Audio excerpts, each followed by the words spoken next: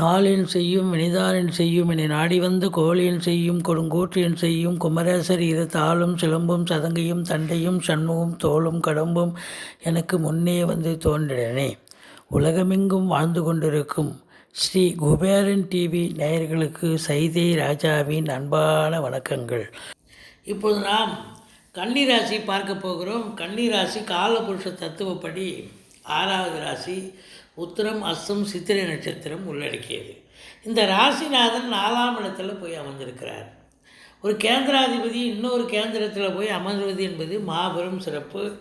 அதே நேரத்தில் இந்த பத்திரிகை துறை, எழுத்தாளர்கள், கவிஞர்கள், ஆடிட்டர்கள், வங்கி பணியாளர்கள், வழக்கறிஞர்கள், ஆசிரியர்கள், பேராசிரியர்கள், இலக்கியவாதிகள், சொற்பொழிவாளர்கள், புதனுடைய ஆதிக்கம் நிறைந்த அத்துணை பேருக்கும் நல்லதே நடக்கக்கூடிய ஒரு அற்புதமான ஒரு வாரம். 2ஆம் இடத்தை குரு பகவான் பார்க்கிறார். பொருளாதார மேன்மை இருக்குது, பண வரவு இருக்குது. ஃபினான்ஷியலே தொழிலாக செய்யக்கூடிய அன்பர்களுக்கு உற்சாகமான ஒரு காலகட்டம். வாக்கு சம்பந்தப்பட்ட தொழில் செய்யும் அன்பர்களுக்கு சிறப்பானதொரு வாரம். குடும்பத்தில் ஒற்றுமை, அமைதி, சந்தோஷம் கிடைக்கக்கூடிய ஒரு அற்புதமான ஒரு நிலை. கணவன் மனைவி மட்டும் இல்லைங்க, மற்ற குடும்ப உறுப்பினர்களும் சந்தோஷமாக செயல்படக்கூடிய ஒரு உன்னதமான ஒரு வாரம். முயற்சி ஸ்தானாதிபதி செவ்வாய் ஆட்சி நிலையில் இருக்கிறார். நீங்கள் தொட்ட முயற்சிகள் அனைத்தும் 100% வெற்றி பெறும். இளைய சகோதரம் இருந்தால் அவரால் உங்களுக்கு ஆதாயம் நிச்சயமாக உண்டு.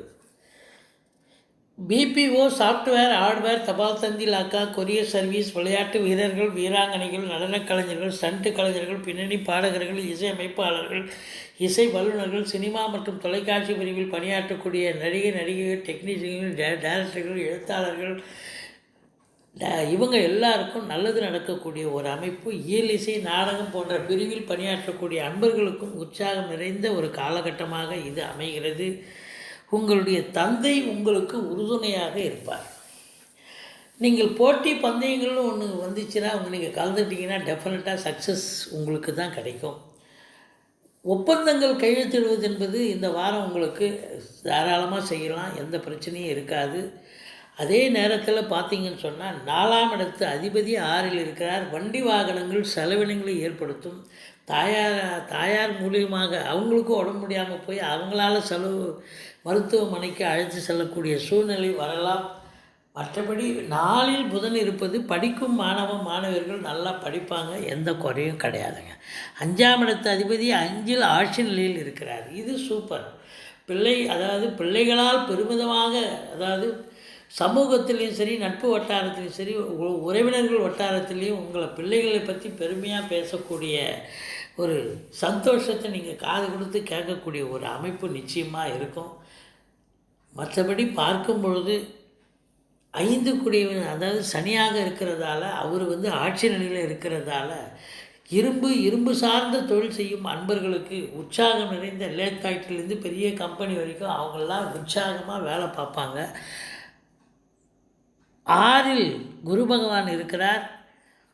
கடன்கள் வசூலாகும். இன்சூரன்ஸ் பணம் கிளைம் ஆகி கைக்கு வரக்கூடிய ஒரு காலகட்டம். எதிரிகள் ஓடி ஒளிவார்கள். கடன் சுமை படிப்படியாக குறையும்.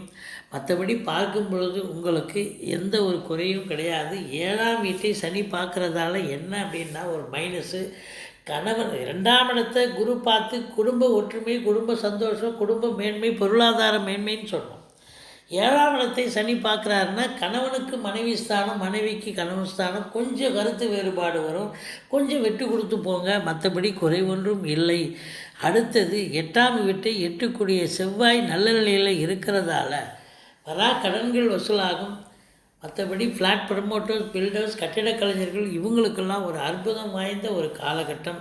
9ஆம் இடத்தில் ராகு பகவான் இருக்கிறார். உள்நாட்டு வர்த்தகம், வெளிநாட்டு வர்த்தகம், ஏற்றுமதி இறக்குமதியாளர்களுக்கு நல்லதே நடக்கும். ஷேர் மார்க்கெட்டில் இன்வெஸ்ட் பண்ணுறவங்களுக்கு ஒரு பொற்காலம்னே சொல்லலாம். 10ஆம் வீட்டை குரு பார்க்கிறார். இது மாபெரும் சூப்பருங்க. வேலை இல்லாதவர்கள் முயற்சி செய்தால் வேலை வாய்ப்பு கிடைக்கும். வேலையில் இருப்பவர்களுக்கு ப்ரமோஷன், இன்க்ரிமெண்ட்டு, தேவையான இடத்துக்கு ட்ரான்ஸ்ஃபர் வாங்கிட்டு போகலாம்.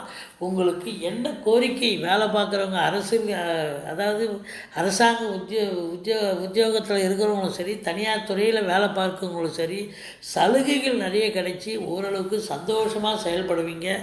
மற்றபடி உங்களுக்கு பொருளாதார மேன்மை நிச்சயமாக இருக்குது. உத்தியோக மேன்மை நிச்சயமாக இருக்குது. தொழில் பண்ணுறவங்களுக்கும் தொழில் மேன்மை நிச்சயமாக இருக்கிறது. அடுத்தது உங்களுக்கு 12ஆம் வீட்டை குரு பார்க்கிறார். அயன சயன போகம் திருப்திகரமாக இருக்குது. வேலைக்கு உண்பீங்க, உறங்குவீங்க.